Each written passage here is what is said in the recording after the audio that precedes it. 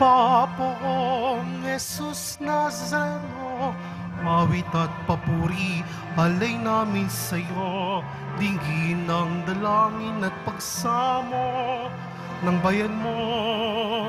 Viva Pong Jesus Nazareno.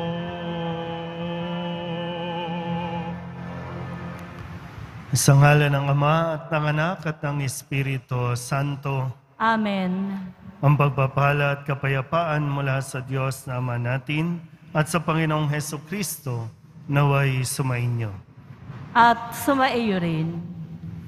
Mga kapatid, tinipon tayo bilang kaanib na angka ng Diyos. Kaya dumulog tayo sa maawaing Panginoong nagpapatawad ng lubos. Sinugong tagapagpagaling sa mga nagsisisi, Panginoon, kaawaan mo kami. Panginoon, kaawaan mo kami. Dumating na tagapag-anyayang mga makasalanan ay magsisi, Kristo, kaawaan mo kami. Kristo, kaawaan mo kami. Nakaluklok ka sa kanan ng Diyos Ama para ipamagitan kami. Panginoon, kaawaan mo kami. Panginoon, kaawaan mo kami. Kaawaan tayo ng makapangyarihang Diyos, patawarin tayo sa ating mga kasalanan at patnubayan tayo sa buhay na walang hanggan. Amen. Manalangin tayo.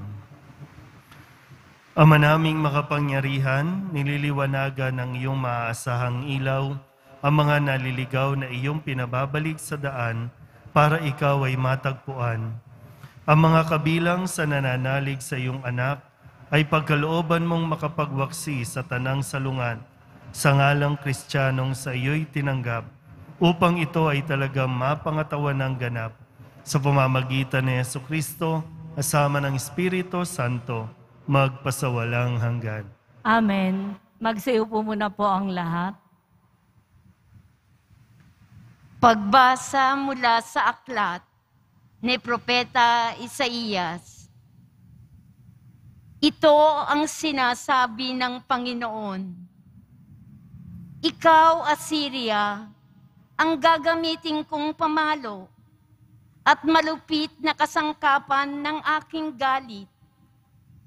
Susuguin ko siya laban sa isang bayang tampalasan, sa bayang kinapopuotan ko, upang ito'y wasakin at samsaman ng lahat ng yaman. Ang yurakang parang putik sa lansangan, ngunit wala ito sa kanyang isipan. Hindi ito ang kanyang hangad. Ang layunin niya'y manira at magpasuko ng maraming bansa, sapagkat ganito ang sabi niya, nagawa ko iyan pagkat ako'y malakas, marunong, at matalino.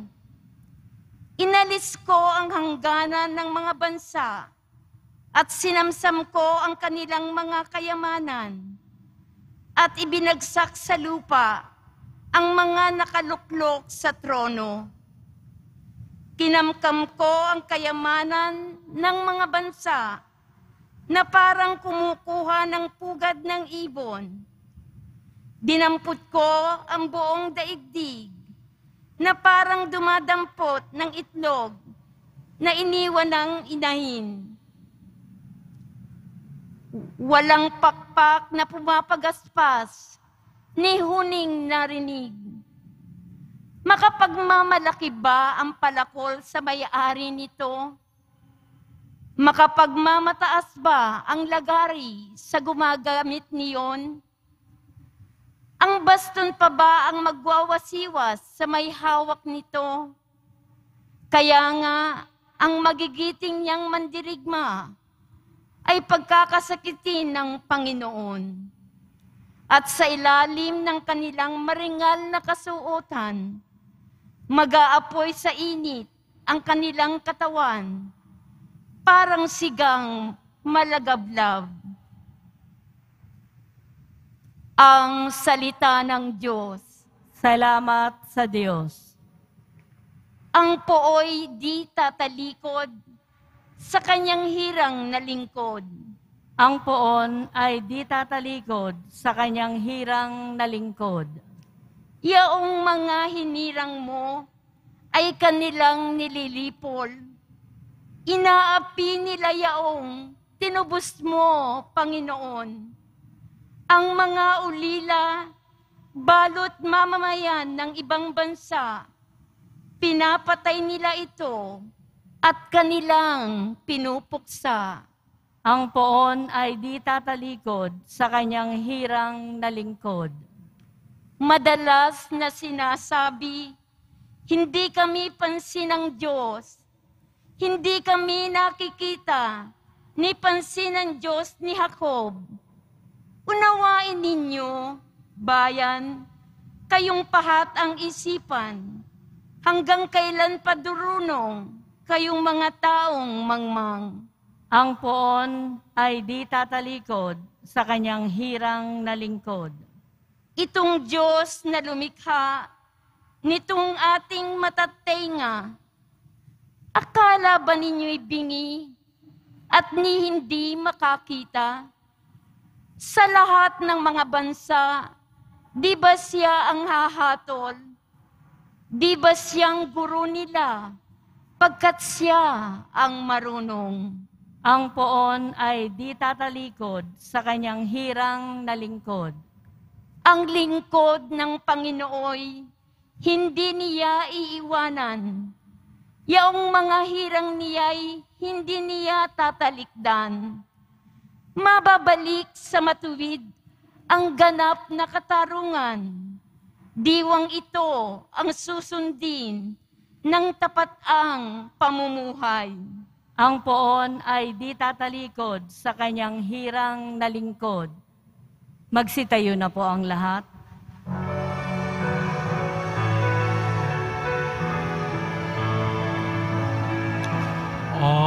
Hallelujah,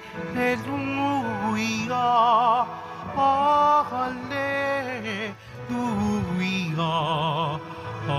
hallelujah, hallelujah.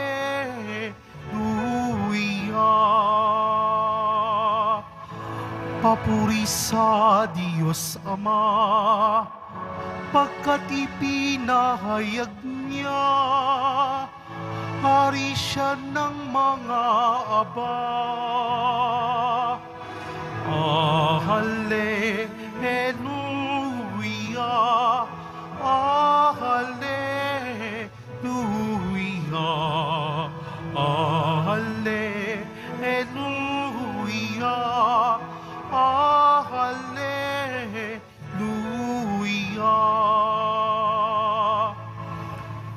Sumainyo ang Panginoon. At sumaiyo rin. Ang mabuting balita ng Panginoon ayon kay San Mateo. Papuri sa iyo, Panginoon.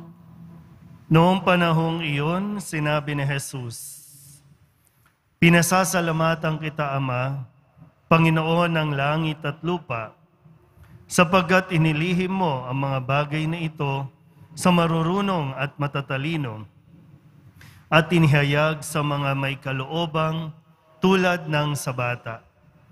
Oo, Ama, sapagkat gayon ang ikinalulugod mo. Ibinigay sa akin ng aking Ama ang lahat ng bagay. Walang nakakakilala sa anak, kundi ang Ama. At walang nakakakilala sa Ama, kundi ang anak. At yaong marapating pagpahayagan ng anak." Ang mabuting balita ng Panginoon. Pinupuri ka namin, Panginoong Heso Kristo. Magsiupo muna po tayong lahat. Isang magandang araw po sa inyong lahat. Sa konteksto po ng ating Ebanghelyo na kung saan ay pinasasalamatan ni Jesus ang kanyang Ama.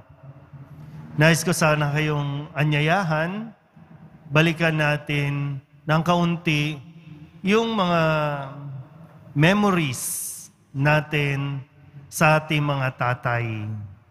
Lahat naman po tayo, no? May tatay. Ano ba yung mga naaalala ninyong mga ginagawa ninyo noon. Ginagawa mo sa tatay mo, ginagawa ng tatay mo sa iyo. Kasi noon talaga, no, kapag linggo, wala talagang trabaho ang mga tatay. Noon. Talagang may oras na inilalaan ang mga tatay para sa mga anak. Naalala nyo pa ba yung panahon na sumasakay ka dun sa paa ng tatay mo tapos yung dinuduyan-duyan, ganun. O kaya nagkakabayo-kabayuan. Kasi wala namang mga computer, wala mga gadget. Yun yung paraan ng bonding at paglalaro, no, ng anak sa ama. Tas yung kwentuhan. Yung lahat ay bumibilib yung anak kapag nagkikwento yung tatay. At naniniwala talaga yung anak doon sa tatay. Yun yung buong pagtitiwala, tapos yung buong saya. Wala pang konsepto na ay, sila mayaman, kami mahirap. Wala pa eh. Kasi ang nangingibabaw, yung saya, nakapiling ang isa't isa. Kayo po ba? Ano po ba yung naalala ninyo? Yung pag sinusubuan kayo na para kumain? Pag pinapaliguan kayo? Ano pa ba? Ano ba mga nilalaro ninyo noon? Ngayon kasi iba talaga eh, no? Yung tatay, hawak yung gadget, naglalaro. Yung anak, hawak din yung gadget, naglalaro. At least yung parang ganyan, no? Kinakalong yung anak. Yung mga panahon na kaya pang kalungin, kaya pa ng tuhod. Yung ipapasan ka dito sa leeg, no? Tapos yun lang, masaya na, no?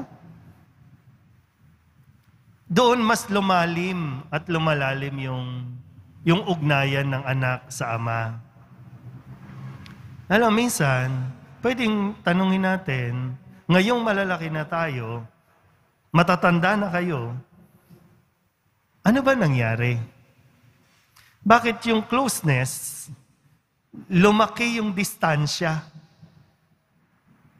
Hindi natin namalayan, parang ang layo-layo na ng loob natin sa isa't isa. Sa tingin niyo po, bakit kaya? Minsan, nakakalungkot man, pero realidad, may samaan ng loob. Galit ka sa tatay mo, galit yung tatay mo sa'yo. Ba't biglang nawala? Ang isang karanasan kasi na matututunan natin mula sa Poong Nazareno ay ito pong sinasabi niyang, no, nakikipag-usap siya sa kanyang ama at sabi niya, salamat ama kasi inilihim mo ito sa mga marurunong, sa matatalino, at ibinigay mo sa mga may kaloobang tulad ng sa bata. Ibig sabihin, bagamat si Jesus tumanda na, naging sikat sa paningin ng buong mundo ng mga tao, magaling, mahusay, successful, pero nanatili sa kanya yung kalooban ng pagiging anak sa ama. Malinaw sa kanya, anak ako. At bilang anak, kailangan ko yung ama. So, nangyayari, tingnan niyo po, no, baka lang, no, hindi naman applicable sa lahat, pero bakit unti-unti dumidistansya? Lumalawak, lumalayo ng lumalayo? Kasi minsan tayo, bilang mga anak, gusto nating patunayan, malaki na ako, hindi ko na kailangan ng tatay. Malaki na ako, marunong na akong magdesisyon. Ako na magdidesisyon sa buhay ko. Kaya kapag pinagsasabihan, kapag kinokorek, ayaw makinig. Minamasama. Kasi nga, gustong patunayan, kaya ko to, malaki na ako, huwag mo akong binibaby. Hindi na ako bata. May ganun ba? Kaya may distansya. May distansya na nga, no? Dahil nga sa panahon ngayon, laging wala, nasa abroad, watak-watak ang pamilya. Mag-uusap na, magsasama na lang, paminsan-minsan. Wala pang quality time. Hindi po sinasabi dito na manatili tayong bata. Kailangan nga natin, no? Nagmamature. Natututo tayong maging responsible. Pero yung kalooban ng pagiging bata na, yung hindi mo aalisin yung kapangyarihan at karapatan ng Ama sa iyo bilang anak.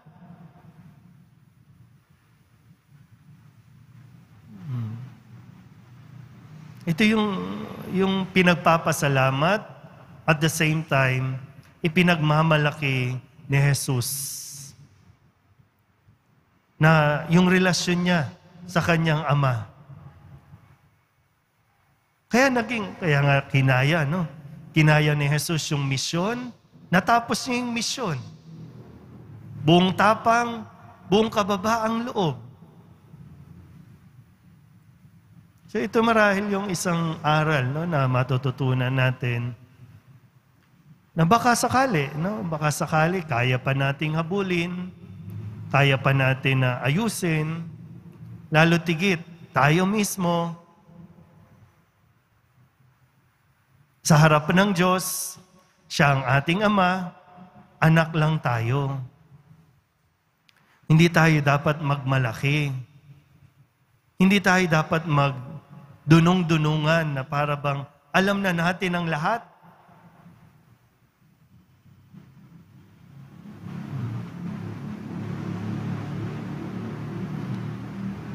Paano? Baka tumanda lang tayo. Tumatanda tayo ng mabigat ang ating kalooban. Tumatanda tayo ng hindi tayo nagkakaintindihan.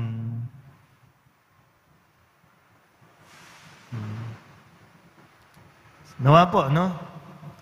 Sa harap ng Diyos, mas tingnan natin ang ating mga sarili, hindi bilang marunong, matalino, kundi bilang isang anak na patuloy na nangangailangan ng gabay ng isang ama dahil ang totoo, kahit marami na tayong alam sa mundong ito, marami pa tayong hindi naiintindihan.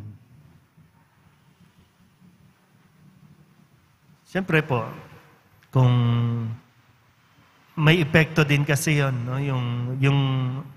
Kung ano yung relasyon mo sa tatay mo ngayon, minsan may epekto din sa kung ano ang pagtingin mo sa Diyos. Baka pwede siyang maging ama. Hindi siya Diyos na napakataas, hindi siya Diyos na mahirap abutin, unawain. Siya isang Diyos na po pwede mong tawaging ama. Tatay na nagmamahal sa kanyang anak, umuunawa sa kanyang anak kahit na nagkakamali, kahit na naliligaw, handa niya itong unawain. Kaya kung ikaw, bilang ama, matuto ka sa Diyos. Kung paano maging ama.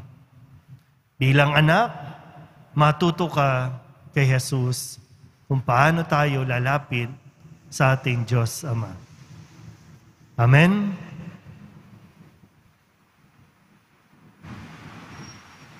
Magsitayo na po ang lahat. Ibinunyag ng Ama ang misteryo ng kaharian sa mga maliliit.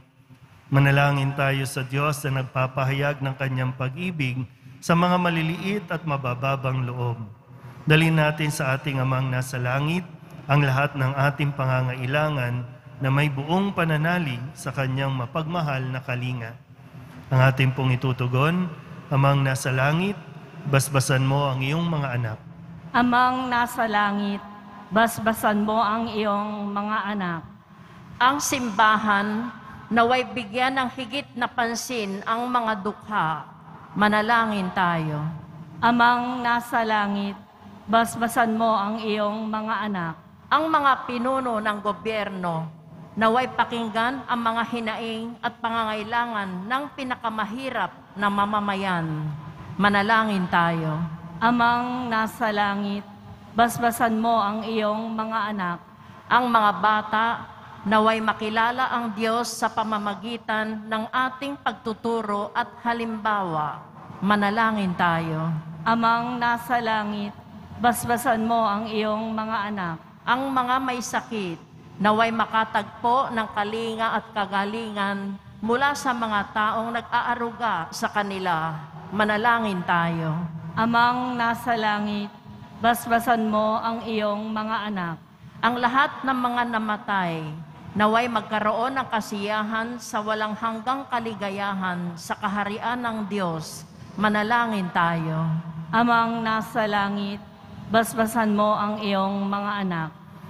Idulog din natin sa Panginoon ang ating mga personal na kahilingan at mga panalangin para sa ating mga pamilya. Ganon din ang lahat ng mga misang pasasalamat, espesyal na intensyon at mga kaluluwa na inihiling na ipagdasal sa misang ito.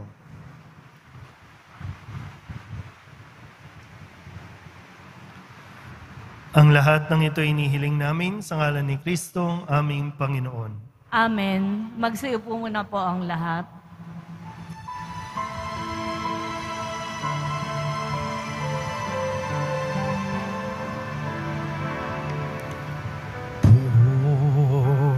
Jesus Nazareno, naririto kami sa harap mo.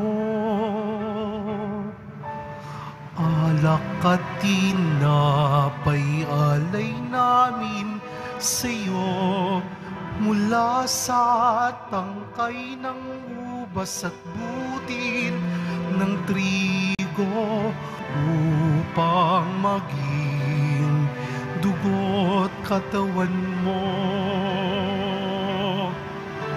Jesus Nazareno, alak at tinapay sa tanan ay nagbibigay buhay. Biyayang kaloob mo ay aming inaalay, aming hiling pagpapalat, buhay na dalisay. Pagpapalat, buhay na dalisay.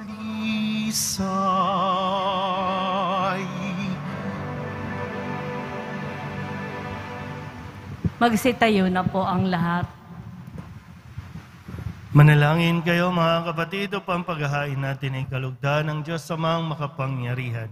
Tanggapin nawa ng Panginoon itong paghahain sa iyong mga kamay, sa kapurihan niya at karangalan sa ating kapakinabangan at sa buong sambayanan niyang banal. Ama naming lumikha, tunghayan mo ang mga alay ng iyong sumasamong sambayanan at tanggapin mo ang mga ito para madagdagan ang iyong kabanalan sa mga nananalig na tunay sa pamamagitan ni Jesucristo kasama ng Espiritu Santo magpasawalang hanggan. Amen. Sumainyo ang Panginoon. At sumaiyo rin. Itaas sa Diyos ang inyong puso at diwa. Itinaas na namin sa Panginoon. Pasalamatan natin ang Panginoong ating Diyos. Marapat na siya ay pasalamatan. Ama naming makapangyarihan, tunay ngang marapat na ikaw ay aming pasalamatan. Sa iyong paglingap at kagandahang loob, ang tao'y nilikha mo at pinangasiwa sa sansinukob. Sa hangad mong siya'y iwastong lubos, siya'y pinagdusa mo sa kanyang pagtalikod. Sa iyong paggiliw, iyong ipinahintulot na makabalik siya sa pamamagitan ni Kristo Jesus. Kaya kaisa ng mga anghel na nagsisiawid ng papuri sa iyo, nang walang humpay sa kalangitan, kami nagbubunyi sa iyong kadakilaan.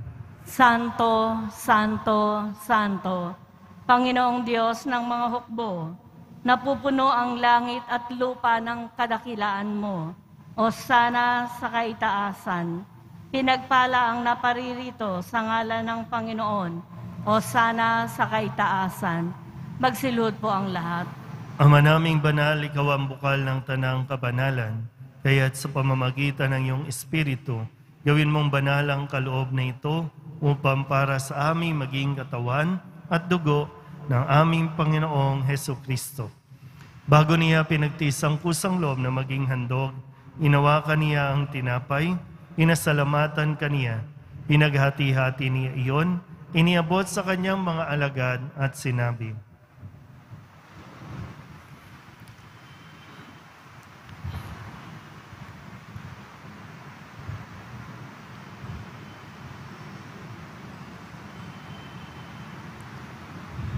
tanggapin ninyong lahat ito at kanin, ito ang aking katawan na ihahandog para sa inyo.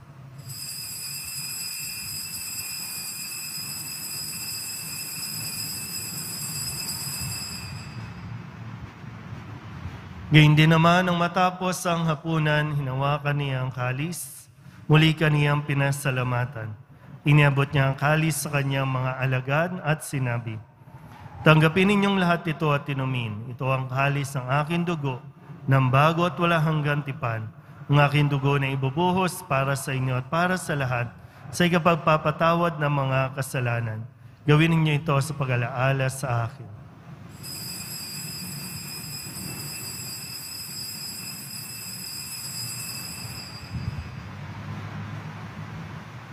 Ipagbunyi natin ang misteryo ng pananampalataya. Si Kristo ay namatay, si Kristo ay nabuhay, si Kristo ay babalik sa wakas ng panahon.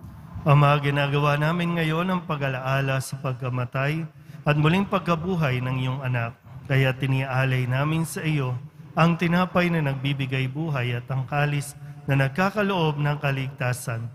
Kami nagpapasalamat dahil kami iyong minarapat na tumayo sa harap mo para maglingkod sa iyo. Isinasamo namin kami magsasalo-salo sa katawan at dugo ni Kristo ay mabuklod sa pagkakaisa sa pamamagitan ng Espiritu Santo. Ama, lingapin mo ang iyong simbahang laganap sa buong daigdig. Puspusin mo kami sa pag-ibig kay San Francisco na aming Papa at ni Jose na aming Obispo at ng Tanang Kaparian. Alalahanin mo rin ang mga kapatid naming nahimlay na may pag-asang sila'y muling mabubuhay, gayon din ang lahat ng mga pumanaw. Kawaan mo sila at patuloyin sa iyong kaliwanagan. Kawaan mo at pagindapating kaming lahat na makasalo sa iyong buhay na walang wakas. Kaysa ng mahal na Birhen Maria na Ina ng Diyos, ng kabiyak ng puso niyang San Jose. Kaysa ng mga apostol at ng lahat ng mga banal na namuhay dito sa daigdig ng kalugod-lugod sa iyo. May pagdiwang nawa namin ang papupuri sa ikararangal mo sa pamamagitan ng iyong anak na aming Panginoong Heso Kristo. Sa pamamagitan ng Kristo, kasama niya at sa Kanya, ang lahat ng parangal at papuri ay sa iyo, Diyos Amang makapangyarihan, kasama ng Espiritu Santo, magpasawalang hanggan.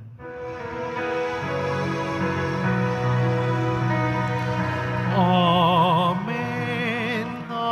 Amen. Amen. Buong kababaan loob tayong tumawag sa ating Panginoon ng Ama namin.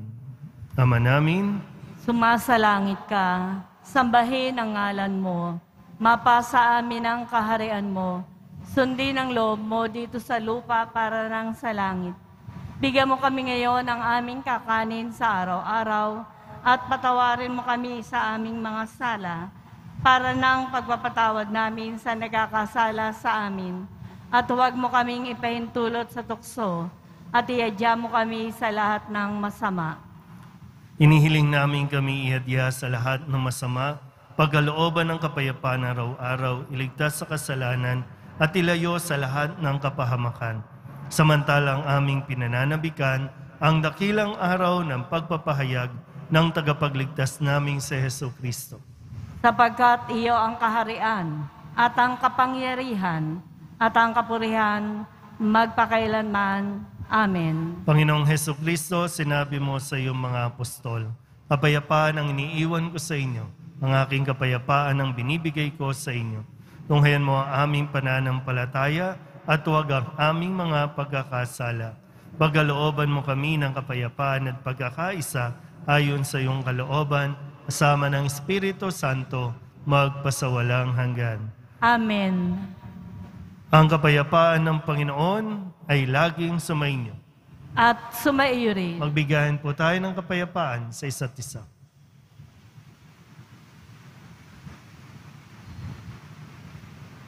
Kordero ng Diyos, na nag-aalis ng mga kasalanan ng sanlibutan, maawa ka sa amin. Kordero ng Diyos na nag-aalis ng mga kasalanan ng sanlibutan, maawa ka sa amin. Kordero ng Diyos na nag-aalis ng mga kasalanan ng sanlibutan, ipagkaloob mo sa amin ang kapayapaan. Magsilhod po ang lahat.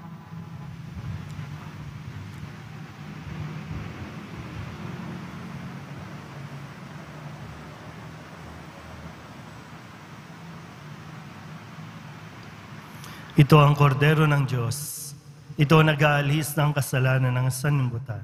Mapalad ang mga inaanyayahan sa kanyang piging. Panginoon, hindi ako karapat-dapat na magpatuloy sa iyo, ngunit sa isang salita mo lamang ay gagaling na ako.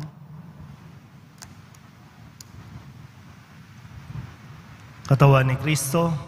Amen.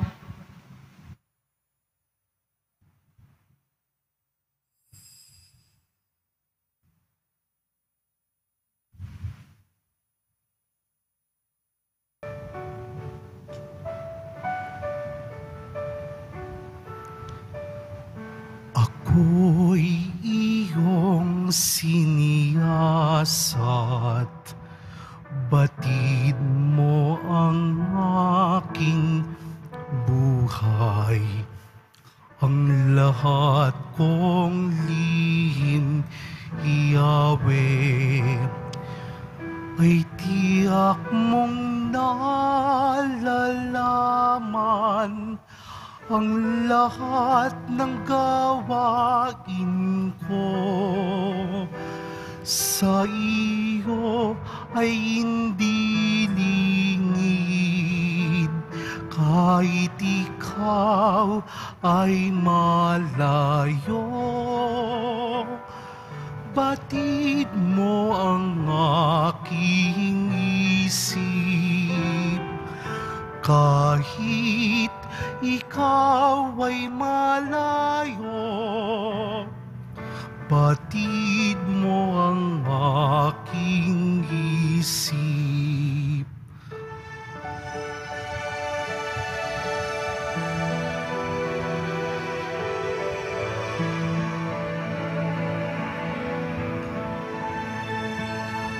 At kung ako'y mapalipad, umiwas na pasilangan, o kaya ang tiran ko'y duluhan ng kanluran, pihong ikaw ay naroon, upang ako'y pangunahan. Matatagpo kita roon, upang ako ay iyong tulungan. Matatagpo kita roon, upang ako ay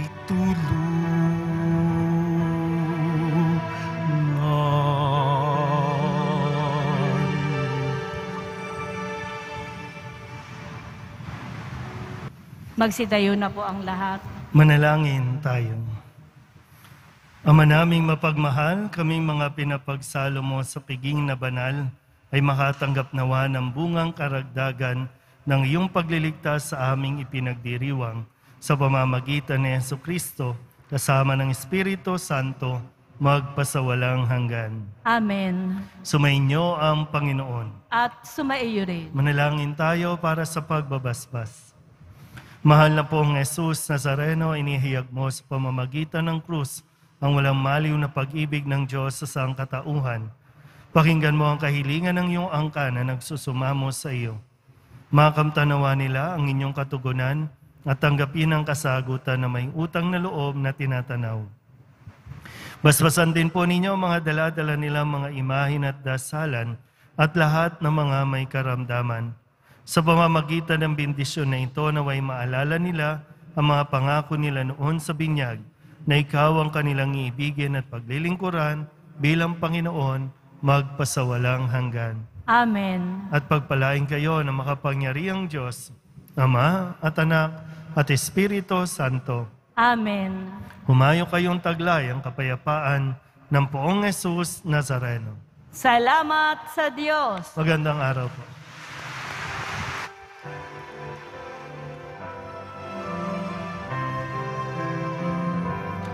Nuestro Padre Jesus Nazareno, sinasamba ka namin. Pinipintuho ka namin. Aral mo ang aming buhay at kaligtasan. Nuestro Padre Jesus Nazareno, iligtas mo kami sa kasalanan. Ang krus mong kinamatayan ay sagisag ng aming kaligtasan. Nuestro Padre Jesus Nazareno, dinarangal ka namin. Nuestro Padre Jesus Nazareno, nilulwalhati ka namin. Nuestro Padre Jesus Nazareno, dinarangal ka namin. Nuestro Padre Jesus Nazareno, nilulwalhati ka namin.